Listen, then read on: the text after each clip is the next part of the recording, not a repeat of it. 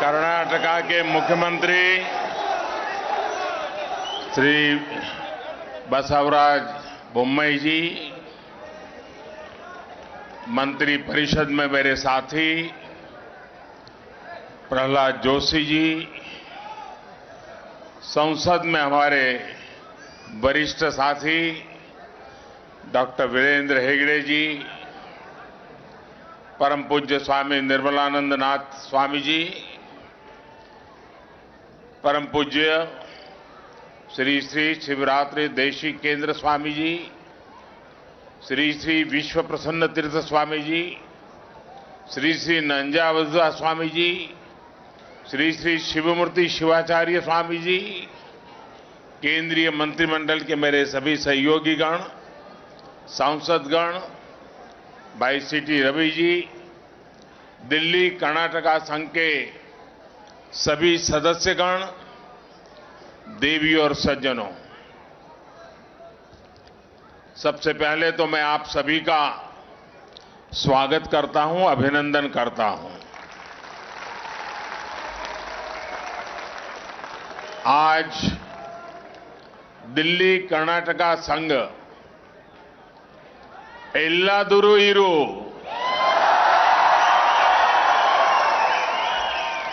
एतादरु इरु ಎಂದೆಲಿಗುನಿ ಕನ್ನಡವಾಗಿರು,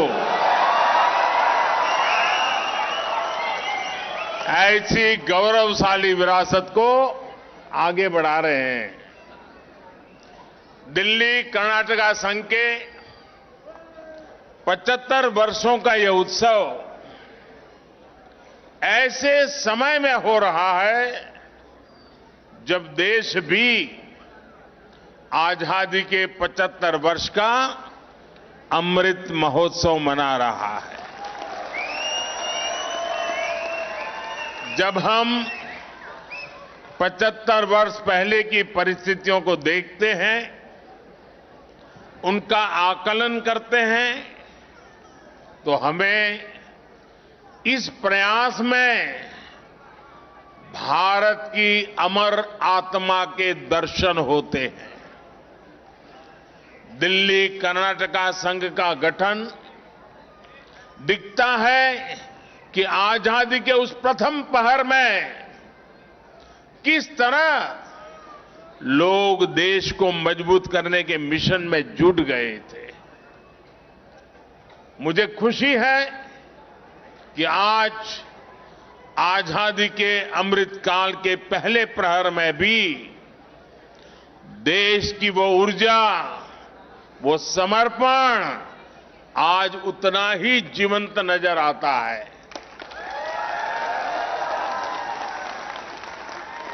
मैं इस अवसर पर इस संघ का सपना देखने वाली, इसे साकार करने वाली सभी महान विभूतियों को नमन करता हूं और 75 साल की यात्रा सरल नहीं होती है।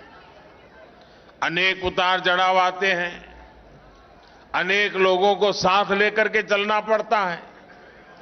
75 साल तक जिन जिन लोगों ने इस संघ को चलाया, आगे बढ़ाया, विकास किया, वे सबके सब अभिनंदन के अधिकारी हैं। मैं कर्नाटका के लोगों को भी राष्ट्र निर्माण के उनके प्रयासों के लिए प्रणाम करता हूं। साथियों, भारत की पहचान हो, भारत की परंपराएं हो या भारत की प्रेरणाएं हो, कर्नाटका के बिना हम भारत को परिभाषित नहीं कर सकते।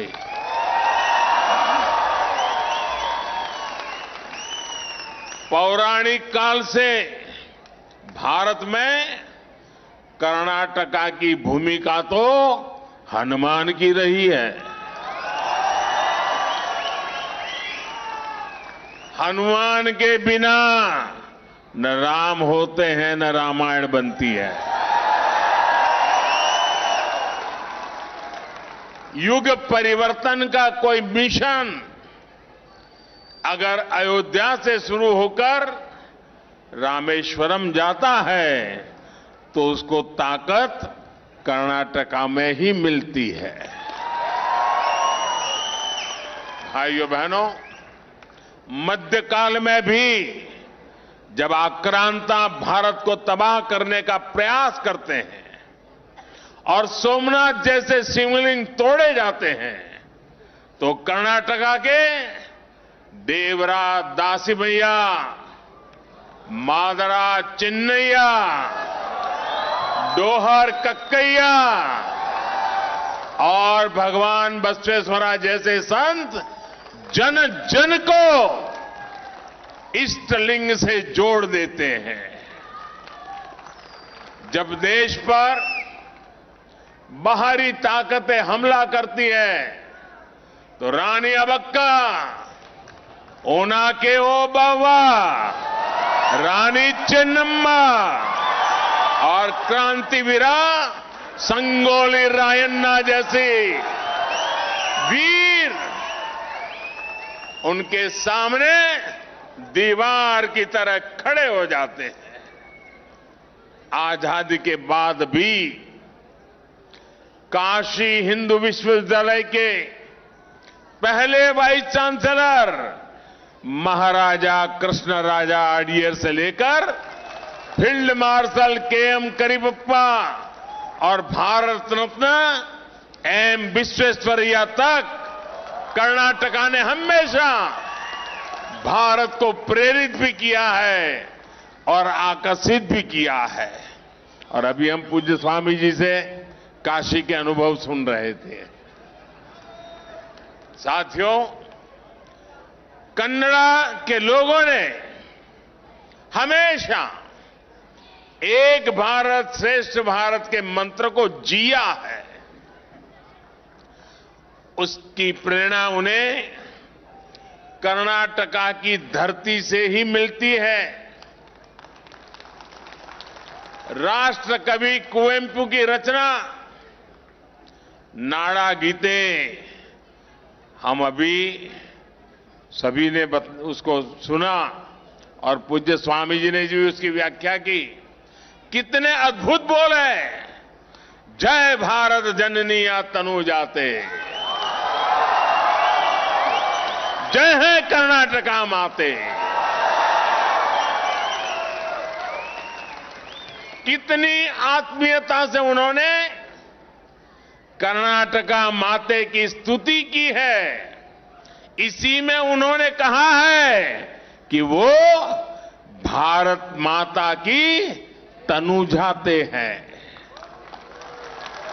इस गीत में भारत भर की सभ्यता का भी वर्णन है और कर्नाटका के महत्व और भूमिका का भी जिक्र है।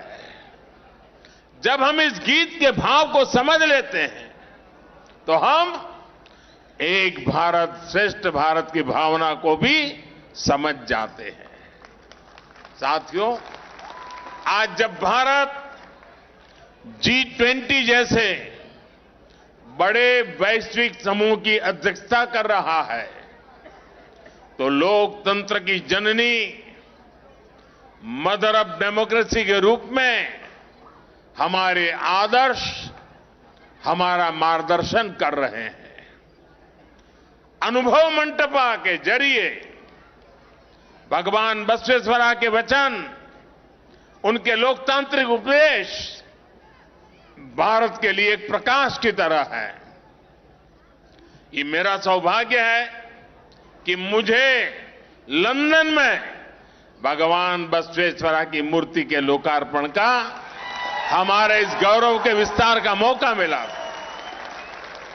साथ ही अलग अलग भाषाओं में उनके वचनों को रिलीज करने का मुझे अवसर भी मिला।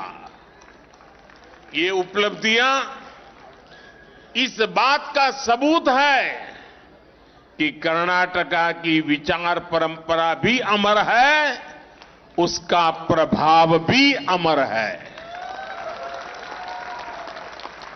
साथियों, कर्नाटका ट्रेडिशंस की धरती भी है और टेक्नोलॉजी की भी धरती है। यहां हिस्टोरिक कल्चर भी है और मॉडर्न आर्टिफिशियल इंटेलिजेंस भी है। अभी आज सुबह ही मैं जर्मन चांसलर से मेरा मीटिंग थी और मुझे खुशी है कि कल से उनका कार्यक्रम बेंगलुरु में हो रहा है। आज G20 समूह की भी एक बड़ी बैठक बेंगलुरु में चल रही है। साथियों, मैं किसी भी राष्ट्राध्यक्ष से मिलता हूं तो मेरा प्रयास होता है कि वो प्राचीन और आधुनिक भारत की दोनों तस्वीरें देखे।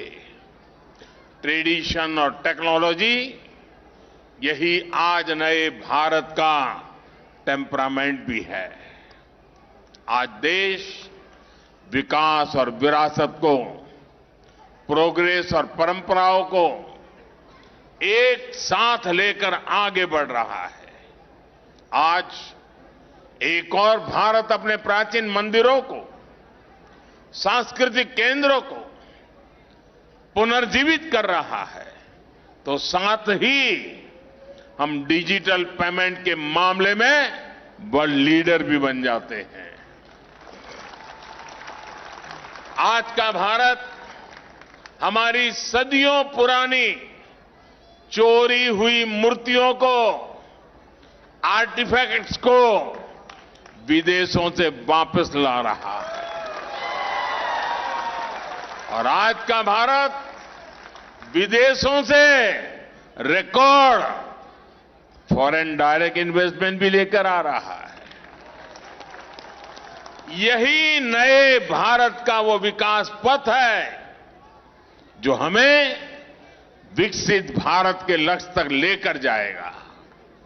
साथियों, आज देश के लिए और कर्नाटका की सरकार के लिए कर्नाटका का विकास एक सर्वोच्च प्राथमिकता है। पहले एक समय ऐसा भी था जब कर्नाटका में सरकार बनाकर लोग यहां के पैसे को बाहर ले जाते थे, लेकिन आज देश का पैसा, देश के संसाधन कर्नाटका के विकास के लिए ईमानदारी से समर्पित किए जाते हैं। आप देखिए, 2009 से 2014 के बीच केंद्र की तरफ से कर्नाटका राज्य को सालाना 11,000 करोड़ रुपए दिए जाते थे एवरी ईयर, जबकि हमारी सरकार में 2019 से 2023 के बीच अब तक केंद्र की ओर से 30,000 करोड़ रुपए भेजे गए हैं। 2009 से 2014 के बीच कर्नाटका में रेल परियोजनाओं के लिए कुल मिलाकर 4,000 करोड़ रुपए से भी कम खर्च किए गए, और एक रेल मंत्री तो कर्नाटका के ही थे। 4,000 करोड़, यानी 5 साल में 4,000 करोड़ रुपए से भी कम। जबकि हमारी सरकार ने इसी बार के बजट में कर्नाटका के रेल इंफ्रास्ट्रक्चर के लिए करीब 7,000 करोड़ रुपए दिए हैं। इस वर्ष की बात कर रहा हूं मैं। नेशनल हाईवेज के लिए भी पिछली सरकार के 5 वर्षों में कुल मिलाकर 6,000 करोड़ रुपए कर्नाटका के लिए दिए गए, लेकिन इन 9 वर्षों में हमारी सरकार ने हर वर्ष 5,000 करोड़ का निवेश कर्नाटका में किया गया। कहां 5 साल में 6,000 करोड़, कहां हर साल 5,000 करोड़। साथियों, हमारी सरकार द्वारा लंबे समय से चली आ रही अपर भद्रा प्रोजेक्ट की मांग को भी पूरा किया जा रहा है। इससे तुमकुरु, चिकमंगलूर, चित्रदुर्ग और दावणगेरे सहित सेंट्रल कर्नाटका के बड़े सूखा प्रभावित क्षेत्र को लाभ होने वाला है। मेरे किसानों का कल्याण होने वाला है।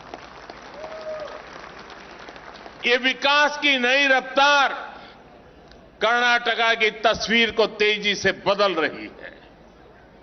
आप में से जो लोग दिल्ली में रह रहे हैं, लंबे समय से अपने गांव नहीं गए हैं, आप जब वहां जाएंगे तो आपको आश्चर्य भी होगा, गर्व भी होगा।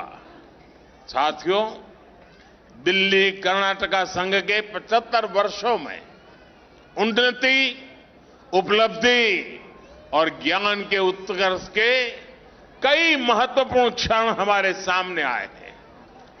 अब अगले 25 वर्ष और भी महत्व के हैं। अमृतकाल और दिल्ली कर्नाटका संघ के अगले 25 वर्षों में आप कई महत्वपूर्ण काम कर सकते हैं।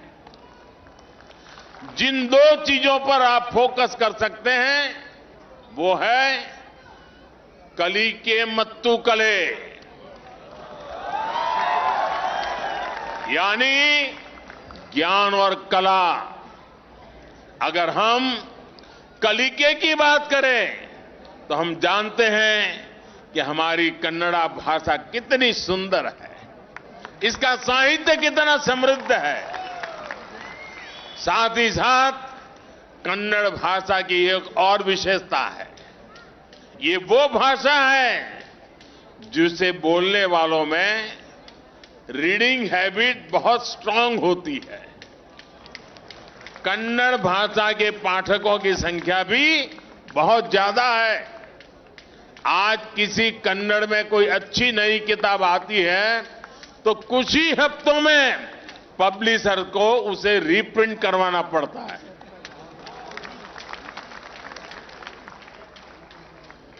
और भाषाओं को ऐसा सौभाग्य नहीं है जो कर्नाटका में है। आप में से दिल्ली में रहने वाले साथी जानते होंगे कि अपने मूल राज्य से बाहर रहने वाली नई पीढ़ी के लिए भाषा की कठिनाइयां कितनी बढ़ जाती है। इसलिए चाहे जगतगुरु बसवेश्वर के वचन हो या फिर हरिदास के गीत, चाहे कुमार व्यास द्वारा लिखित महाभारत का संस्करण हो या फिर कुवेंपु का लिखा रामायण दर्शनम, इस विशाल धरोहर को अगली पीढ़ी तक पहुंचाना बहुत जरूरी है। मैंने सुना है कि आप लाइब्रेरी भी चलाते हैं। आप नियमित रूप से स्टडी सर्कल, सेशंस, साहित्य संबंधित चर्चा, बार बार अनेक कार्यक्रम आप आयोजित करते रहते हैं। इसे और अधिक प्रभावी बना सकते हैं। इससे आप दिल्ली के कन्नड़िगांव के बच्चों को कन्नड़ में पढ़ने की आदत विकसित करने में मदद कर सकते हैं। इस तरह की प्रयासों से कलिके यानी ज्ञान का जो प्रसार होगा वो दिल्ली के कन्नड़ लोगों के साथ साथ दूसरों को भी प्रभावित करेगा। कन्नड़ा कलियरी यानी कन्नड़ सीखना और कन्नड़ा कलिसिरी यानी कन्नड़ सिखाना, दोनों में मदद होगी। साथियों, कलिके के साथ कले यानी आर्ट के क्षेत्र में भी कर्नाटका ने बहुत असाधारण उपलब्धियां हासिल की है। मैं आभारी हूं इस कार्यक्रम में इतने कम समय में मुझे पूरे कर्नाटक के कल्चरल को इसकी यात्रा करने का मौका मिल गया। कर्नाटका क्लासिकल आर्ट और जानपदा आर्ट दोनों में समृद्ध है। कंसाले से लेकर संगीत की कर्नाटका शैली तक, भारतनाट्यम से लेकर यक्षगान तक, कर्नाटका की हर कला हमें आनंद से भर देती है।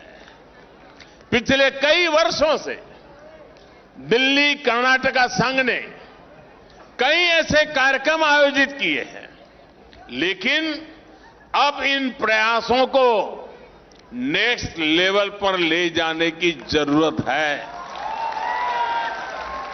मेरा आग्रह है कि भविष्य में जब भी कोई कार्यक्रम हो तो हर डेली कन्नाडिगा फैमिली ये प्रयास करे कि उनके साथ एक गैर कन्नड़ परिवार भी शामिल हो,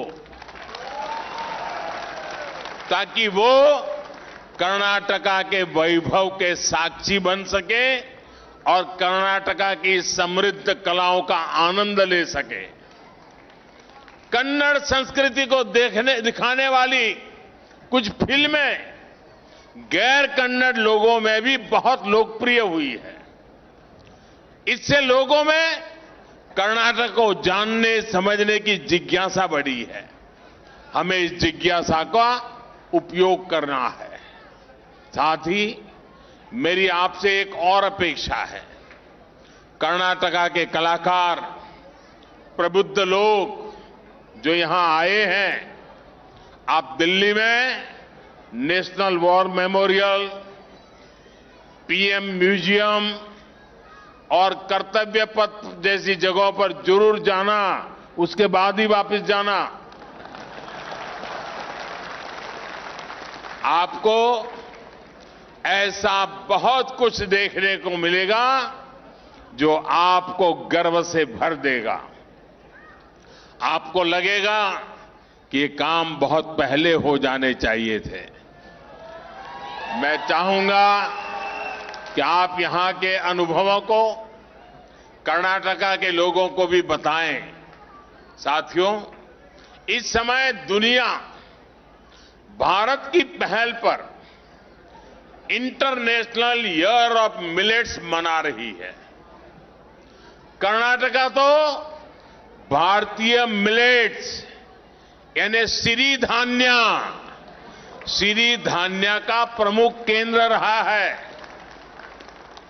आपका श्री अन्न रागी कर्नाटक की संस्कृति का हिस्सा भी है और आपकी सामाजिक पहचान भी है। कर्नाटका में हमारे येदियुरप्पा जी के समय से ही सिरी धान्य के प्रमोशन के लिए कार्यक्रम भी शुरू किए गए थे। आज पूरा देश कन्नडिगाओं के रास्ते पर चल रहा है और मोटे अनाजों को श्री अन्न बोलना शुरू कर दिया है। आज जब पूरा विश्व श्री अन्न के फायदों और इसकी जरूरत को समझ रहा है, तो आने वाले समय में इसकी मांग भी बढ़ने वाली है। इससे कर्नाटका के लोगों का, कर्नाटका के छोटे छोटे किसानों का बहुत फायदा होने वाला है। साथियों, 2047 में भारत जब एक विकसित राष्ट्र के रूप में अपनी आजादी के 100 साल पूरे करेगा, तब दिल्ली कर्नाटका संघ भी अपने 100वें साल में प्रवेश करेगा। तब भारत के अमृतकाल के गौरव में आपके योगदानों की भी चर्चा होगी। इस भव्य समारोह के लिए और 75 साल की इस यात्रा के लिए मैं फिर एक बार आप सबको बहुत बहुत शुभकामनाएं देता हूं। मैं पूज्य संतों का भी हृदय से बहुत आभार व्यक्त करता हूं कि पूज्य संतों ने हमारे बीच आकर के हम सबको आशीर्वाद दिए, हम सबको प्रेरणा दी। मैं पूज्य संतों का भी आशीर्वाद प्राप्त करने के लिए सौभाग्य मुझे प्राप्त हुआ, इसके लिए अपने आप को गौरवान्वित महसूस कर रहा हूं। मैं फिर एक बार आप सबका हृदय से बहुत बहुत धन्यवाद करता हूं। मेरे साथ बोले भारत माता की, भारत माता की, भारत माता की। माननीय प्रधानमंत्री जी को तुलसीदास के एक दोहे से मैं धन्यवाद कहना चाहती हूँ।